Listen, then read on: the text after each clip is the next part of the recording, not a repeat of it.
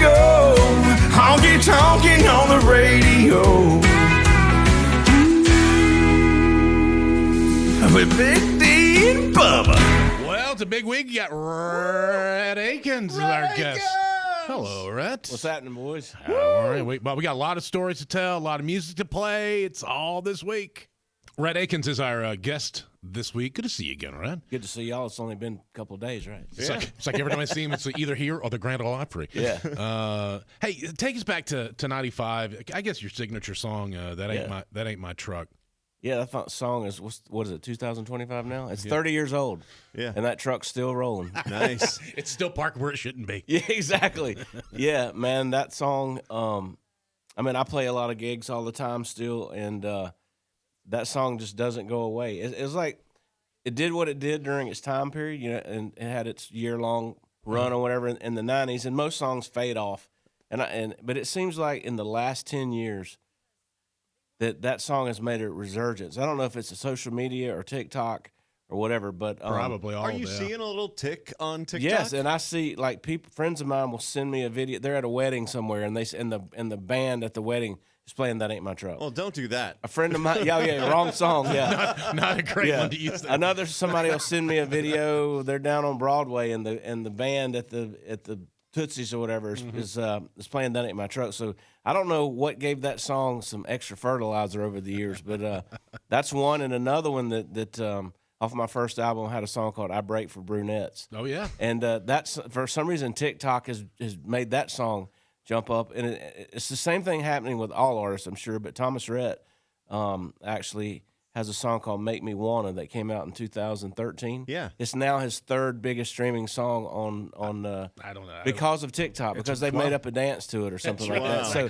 I'm thinking that social media might have kept gas in the truck, but it's still rolling. Well, we're going to do our version of the "That Ain't My Truck" dance right now while it plays. There you go. More with Rhett coming up on Honky Tonkin.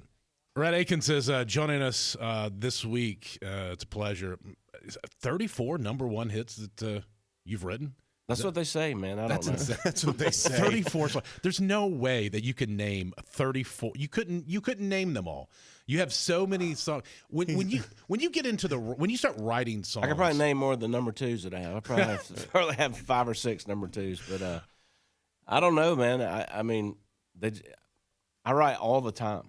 I'm writing as soon as this. Yeah, after this is over, you got to write. Interview's over. I hardly ever take vacations, which I should, but I don't know how to explain it other than a combination of just showing up every day and doing it, and then I pray a lot. Like I don't have no doubt that God has blessed me and my family, and so I think it's a combination of praying all the time and getting up and showing up and constantly. Like my phone I have a list of song titles in my phone. Like if I'm just something hits me and I immediately text myself or go to my notes, song ideas, and that helps me along the way.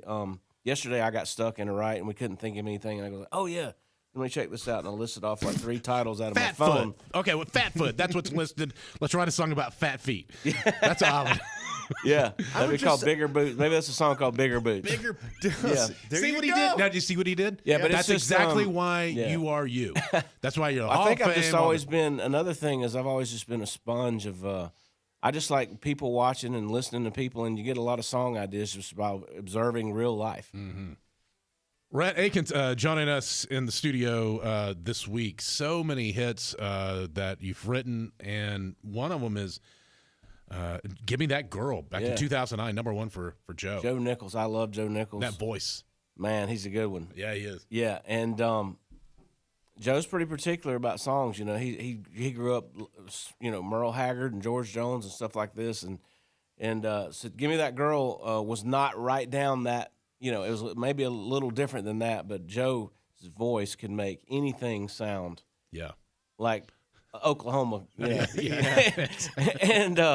and so I was, and Mark Wright, who produced my first 2 records, produced this song on Joe, and I remember we went over to the studio to hear it, and we were just blown away. We knew it was going to be awesome. Didn't know it would be like a 3-week number 1, but it was just a little old song that me and Dallas Davison and Ben Haislip wrote, and Mark Wright and Joe Nichols heard it and turned it into our little guitar work tape into magic, man. So thank you, Joe.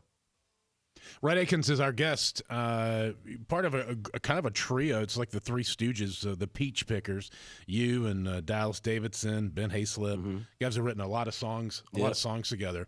You guys have, like, you were talking off the air about how there's you like to say, like, the goofy stuff in a writing room, because why? Well, a lot of times I think people go in the writing room and they're nervous and they got something they want to say, but they're afraid that we might laugh or somebody's going to make fun of it, or like, what are you talking about?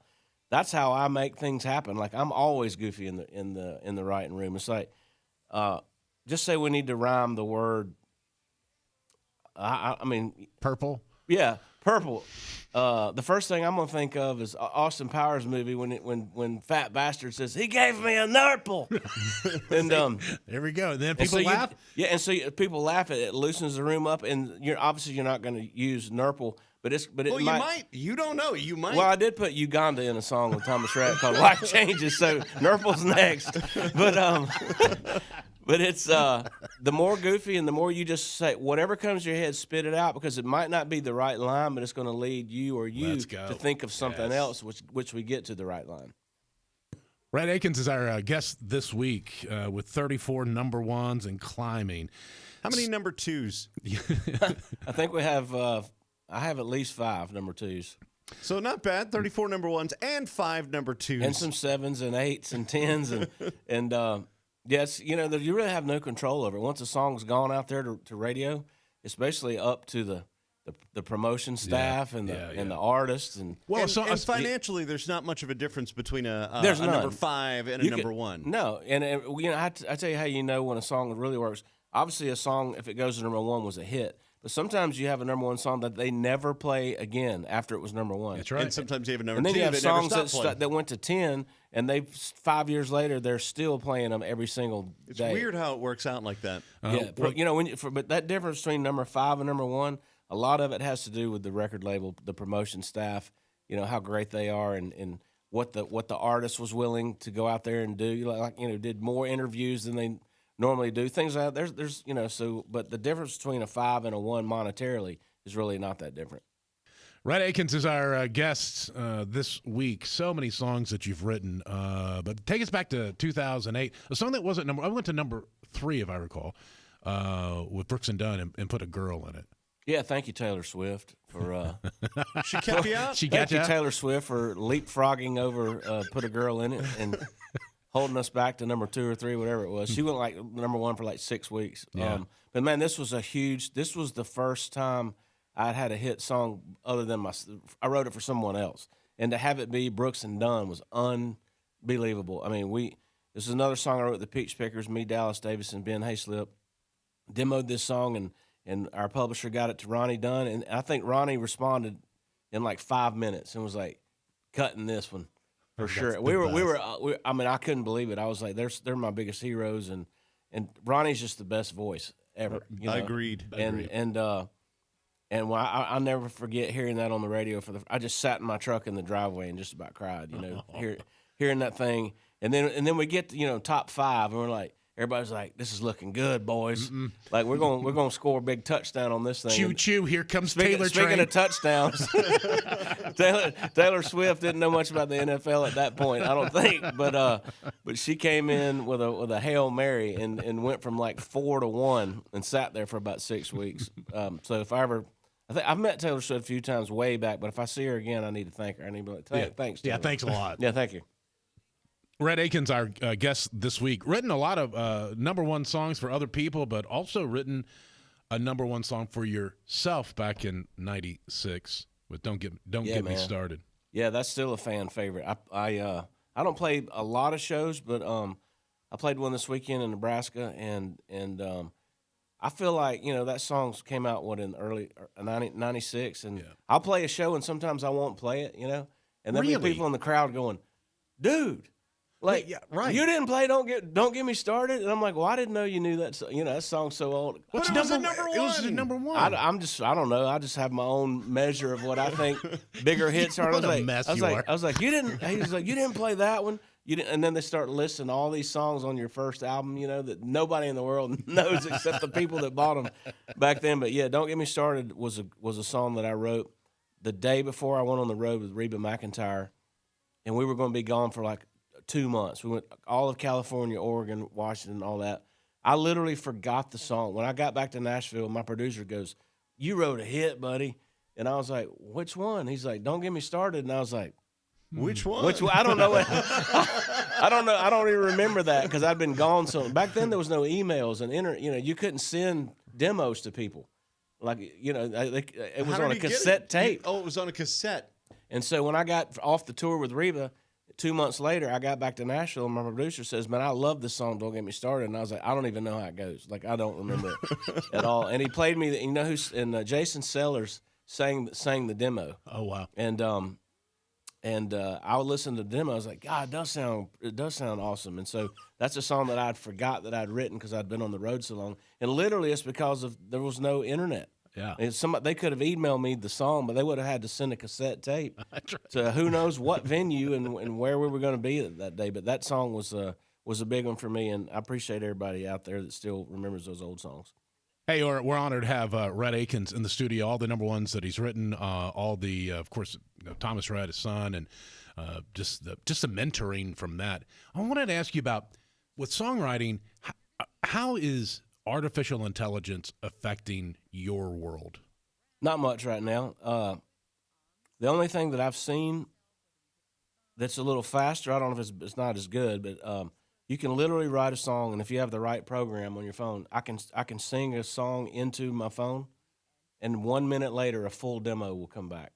Wow. It won't be my voice. It'll be a new AI voice, but it'll be steel guitar, drums, piano. And it's And the it's tune the melody that you Yes, wrote. and if you don't like that version, you just say, send me a more country version. And they'll send you another version. Send me a more What? poppy version. Send me a hip-hop version of this song. And it'll spit out 10 demos right now. That's got to make your world easier. I mean, I understand the downside. Yeah, of I don't AI. like it because none of it's real, but it is a lot faster. I've not used it. I've done it as an experiment just to see what it sounds like. But like Thomas Rhett was telling me the other day that his kids make up songs all the time and sing it into their phone, and it comes back as a full produced. Oh my gosh. They just make up just any lyric they want. Just I want a popsicle. They could just sing that into their phone, and 1 minute later, you can have 50 versions of that song come back, and it's pretty dang good. I think as a tool, as long as it's not abused, it's Oh, a great idea. Well, I would never especially do that. I mean, Right. I would never use that for anything, that you'd make money on or anything. But as far as just hearing what the demo might sound like, it's cool to hear it and be like, "Huh, I didn't think of that. That's cool." But it's not your voice, and I'm the one singing into my phone, but for some reason, I don't know how it's a brand new voice coming out of the other side of the speaker. Why do you sound like Michael Jackson?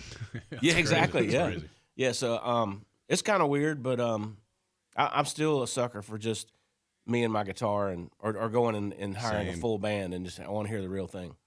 Rhett Akins is our guest this week. So great. Love Rhett. Bubba had a great question about Thomas Rhett. Yeah, like were you involved in him not using your last name? Yes, I was. And Why? why was that? Because first of all, I get confused because I always want to call you Rhett Akins Rhett now because Right, people think Rhett is his last name. Yeah. Yeah. Well, here's how it started. So we have the exact same name. My name is Thomas Rhett Akins Sr. He's Thomas Rhett Akins Jr. But when he was born, we have always called him Thomas Rhett. It's a Southern, people have two names in the South, first and middle name. We've always called him Thomas Rhett. And then when he got a record deal, he was asking me the same question, like, what do I go by as an artist? And I said, well, there's already me, Rhett Akins. You got Trace Adkins. You got Rodney Atkins. You got Chet Atkins. There's already four singers out there with similar one-letter difference in their name. And we've always called you Thomas Rhett anyway, so just skip any confusion and to just stick with what you've always been. I would say just go with Thomas Rhett. Sounds cool. It's a cool stage name, and it doesn't. Nobody else is you're not going to confuse that with anybody else. But you still have a little nod of the hat. Well, still got Rhett in there, Yeah. yeah. But that's the whole reason that he went by it was because number one, it was natural, and number two, you wouldn't confuse it with anybody else. Rhett Akins, our guest this week. Hey, take us back to Boys Around Here with Blake. Was that his first song of yours that he did? No, it was like the third or fourth, I think. We had All About Tonight was with Blake. Honey Bee was before that. And so, Boys Around Here. This was not a song that me, Dallas Davidson, or Craig Wiseman woke up that morning thinking we were going to write. I mean, this song was so crazy, especially for the time. Wasn't this like 2013? I don't know. I just remember Chew Tobacco, Spit. Yeah, I mean, that's that was awesome. in the song when you wrote it? Oh yeah. I told Dallas and Craig we have to rewrite half the song because nobody will record the song.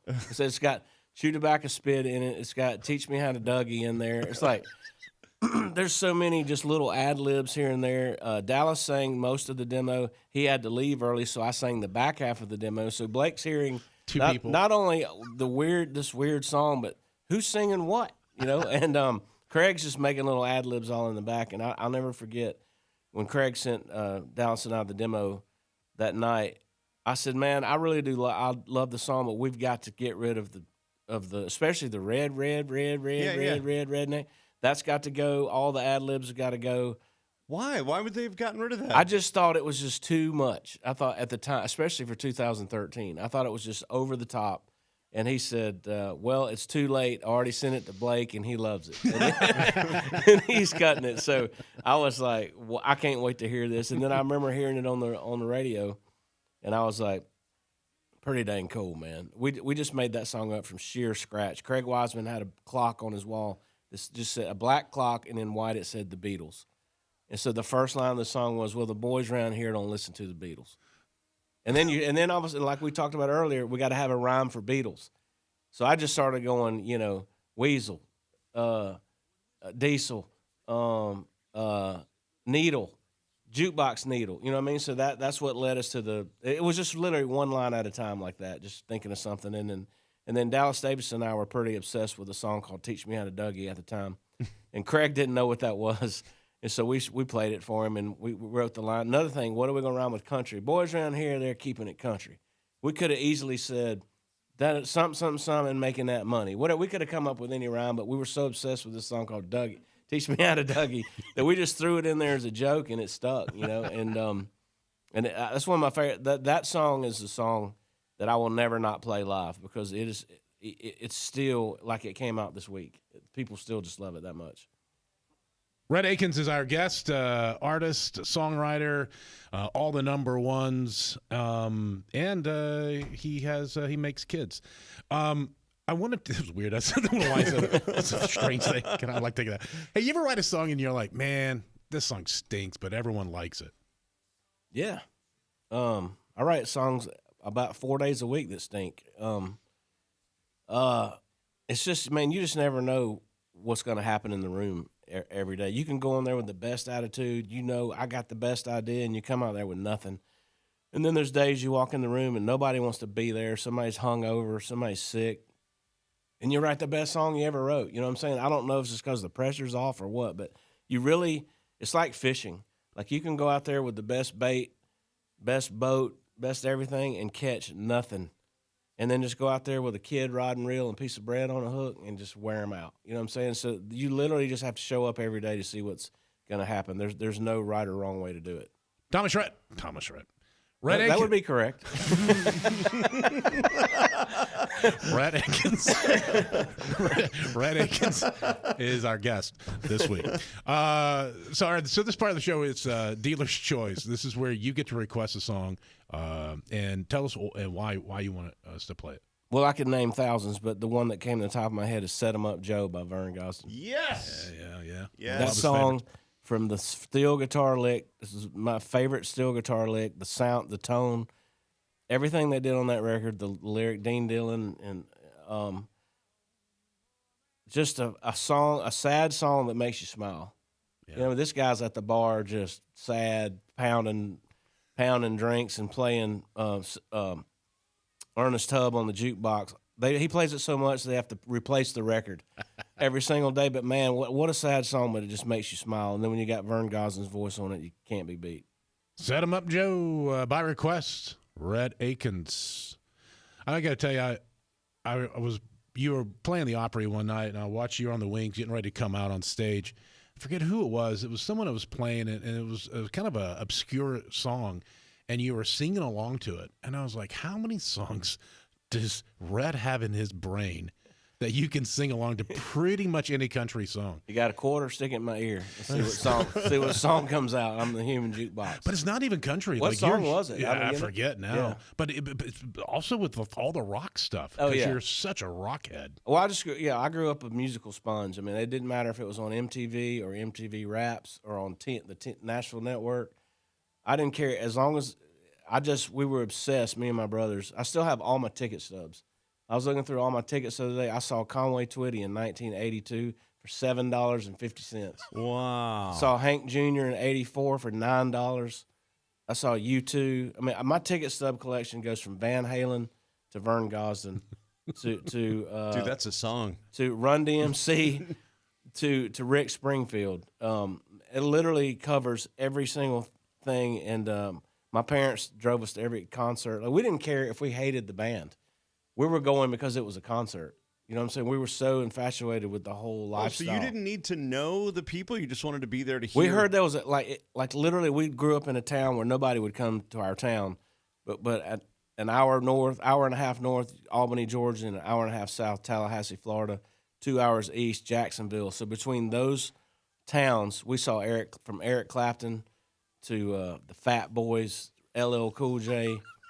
We saw George Strait. I mean, it didn't matter. It didn't matter. If you were coming in concert, we begged our parents to take us, and we got in a station wagon and drove 2 hours because we just loved the atmosphere. I loved everything, the excitement of it, when the lights go down. And I'll never forget Hank Jr. in 1984 played a fiddle on stage, and he threw the bow out in the crowd, and I caught it. It hit me right in the chest. I was like 13 years old. And this girl beside me, I don't know who she was, but she clawed my right arm off to get Hank Jr.'s bow. And I've just been a sucker for music ever since the day I was born, and so I've just been a big sponge of music, and I really do know all kinds of genres. I don't like being just pigeonholed into one thing. Rhett Akins, our guest this week. Hey, I know you've written all kinds of songs, number ones, number twos, number threes. Yes. Is there a song that you wish you'd written? Oh, every one that comes on the radio. I'm jealous of so many songs. Trying to think of one. You know what? Honestly, this is probably not a good thing to say, but I really don't listen to the radio that much. I listen to Christian radio a lot, and I listen to some talk radio. But most of my listening to music is on DSPs. Like Spotify. Yeah. But what about out of all those? I don't really know what's on modern country radio, honestly. Not even modern, just any song. Just any country song that you're like, man, I wish I'd have written that. Oh gosh, I mean, literally thousands. I mean, there's so many great ones. Every George Strait song. I'm trying to think of somebody new that's. Man, I can't think off the top of my. Literally, there's thousands that I wish I'd have written. Dean Dillon. So you everyone. I'm a Dean Dillon fanatic. Dean Dillon, Hank Cochran, Bob McDill, Bobby Braddock, Whispering Bill Anderson. You know that Bill Anderson has the most BMI awards of anybody in the history of country music. Wow. I didn't know that. Yeah. Like, he's spanned 5 decades of writing hits, and those dudes are still. You still see Bill and Bobby Braddock roaming the halls of Sony Music Publishing. Wow. I think Bobby Braddock got a song on Chesney's album, if not 2, that he wrote by himself. Wow. Bob McDill's written like 20 number ones by himself. Those are the giants, in my opinion. Those are the dudes that I'll tell you, Don't Close Your Eyes. Bob McDill wrote that by himself. Wow. He wrote She Don't Know She's Beautiful. He wrote Good Old Boys Like Me. He wrote Amanda. What else did he write? So I mean about 15 more by him. Well, you get down the fiddle and you get down the bow. I mean, that's enough. He only wrote like 15 more of those by himself, and I'm trying to get back to. We've lost that art, I think. Riley Green, I have to give props to Riley Green. The Worst Way, he wrote by himself. His new single, Don't Mind If I Do, he wrote by himself. He wrote Grandpa's Never Died, he wrote by himself. Wow. Jesus Saves, wrote by himself. I think we need to get back. You know, nowadays when you look at a song, there's 15 people on it. Yeah. You know, and it's like, man, we got to. I'm talking about myself too. I need to get back to. I've written a couple by myself this year. It's hard because you have nobody to bounce it off of. You know, it's just, and it takes months sometimes. Sometimes I struggle with a song for weeks, and then I'll just be riding down the road, and the next line will come to me. But that's something I got to get back to doing seriously, is writing things by myself. But I do enjoy the collaboration process just because it's fun and you get to hang out with your buddies and laugh and talk and write a country song. Rhett Akins, our guest this week, a guy who has a name similar to yours, Rodney Atkins, recorded Take a Back Road back in 2011. Was his final number one. That's one of my favorite songs to play live. That song still sticks around. That song, people still know that song. Oh yeah. That's a big song. You know, he was performing it in the studio one time with us, and there was a ghost that occurred. You want to hear this is a weird story. Go ahead and you tell it. All right. Yeah, I'll pull it up. I'll pull the clip up. Yeah, so he's in the studio and he's doing this song that you wrote, and it's a huge hit. And people started calling in. They were like, "Hey, we love the song, but what's up with the kid?" And we're like, "What are you talking about?" We go back and we listen to the tape, and this is what we hear. It is isolated and tweaked so you can hear the voice go. You hear laughter, and you're running out of time. Makes me want to grab my honey, tear down some two-lane country. Did you hear it? I hear something high pitched. Yeah, that was the laughter, I would assume. And then right after you hear, you're running out of time. Makes me want to grab my honey, tear down some two-lane country. Who knows? Yeah, anyway, we left that studio. We're like, hey, that makes me want to take an interstate the opposite way of that voice. Yeah, dude, you know how I wrote that song? Is I was talking to, it was a real deal. George Strait song came on. I was with my buddy. That old George Strait song from the early 80s. That's why we say 1982 in there. And he goes, "Man, listening to George Strait makes me want to ride a freaking dirt road," you know? And I just remembered that. And so I got together with Luke Laird. And I said, "Man, I had this idea." Like a buddy of mine had just said, makes me want to ride a dirt road. And we started trying to write this, but it just lyrically it didn't sound as cool as "makes me want to take," the make and the take, you know, makes me want to take a back road. Just sounded cooler. And that's the first song I ever wrote to a track that was already pre-made. Luke Laird is great on Pro Tools. I'd only written songs on acoustic guitar, and he played me this track, and I said, "What do we do with that?" You know, and he was like, "Put lyrics on top of it." So that's the first time I'd ever done that, and now it's like that happens like all the time now. Yeah, but yesterday I wrote a song with Gavin Adcock and Dasha, and it was just us and guitars, which is the most purest way. No, it's the best to do it. Yeah. Rhett Akins, our guest this week, and Rhett, I have to do it to take you back a little bit to Parking Lot Party. Do you recall you and Lee Bryce coming to us and saying, "Hey, can y'all do this part of the radio guys? We have this idea where it sounds like it's like a live broadcast. Yeah. We need radio guys." Because I pretended like I was you guys on the demo. Yes, right. I heard that. I was like, "Hey guys, this is Big D and Bubba, our parking lot party." I've never told you this. I heard the demo after the fact, and I was like, "Holy God, dude, this is terrible. This is how we sound? Who is this?" I didn't know. It was me imitating you guys. And so when it came in, they're like, "Hey, Rhett and Lee want you guys to cut this thing." Dude, I had the keys in my hand. I was gone for the day. We were already walking out the door. And I was like, "Okay, okay, very good. So what are we doing?" "Well, just act like you're doing a broadcast." And we're like, "Okay. Hey everybody, it's Big D and Bubba. We're out here. It's not just a party. It's a parking lot party with Lee Bryce." And I'm like, Then you hear this. All right, I'm out of here. I'll see you later. And so it left, and we forgot about it. And then a few months later, they come in, and the record label says, "Here, we need you guys to sign these." So we're like, "What is this?" It's a thing saying that if this song makes any money, you won't. And we're like, "I don't care, sure. I don't even know what we're talking about." And then they're like, "Yeah, it's going to be the song." We're like, "Wait, what?" Went number one. And I was like, "This is the dumbest thing." And a lot of stations we've got took us off of it. Hey. I saw the plaque on the wall over there. I'd forgotten about that. But you know, can I tell you how that song came about? Me and Thomas Rhett and Luke Laird had gotten together to write that day. And after like an hour and a half, we just couldn't think of anything good to say. And so we just said, let's screw it. Let's go to lunch. So we forget the song and go out in the parking lot. And Lee Bryce is standing in the parking lot. And Lee said, what are y'all doing? I said, well, we're trying to write a song, but we couldn't come up with anything. He goes, I literally have like 45 minutes. As soon as I get off this phone call, I got 45 minutes. Y'all want to try to write something. So we went back. But Lee said, hang on, I'm on the phone. We ran back into the studio. And by the time Lee got in there, we had already had the parking lot party, tailgate buzzes. We kind of had that going. And Lee said, because Lee had said, I need a party song.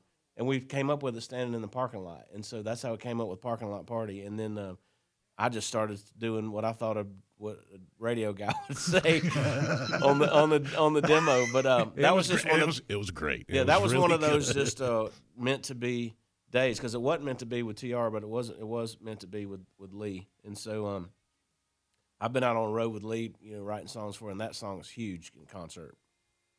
Rhett Akins, our guest this week, man. It's an honor. Hey, tell us about the Luke Bryan. I know you got a great relationship with Luke. He's goofy, and you're goofy, and it's fun. It works. I Don't Want This Night to End back in 2012. Man, that was just Luke Bryan being Luke Bryan, man. He that was another Pete Spicker song, me, Ben, Hayslip, Dallas Davis, and Luke.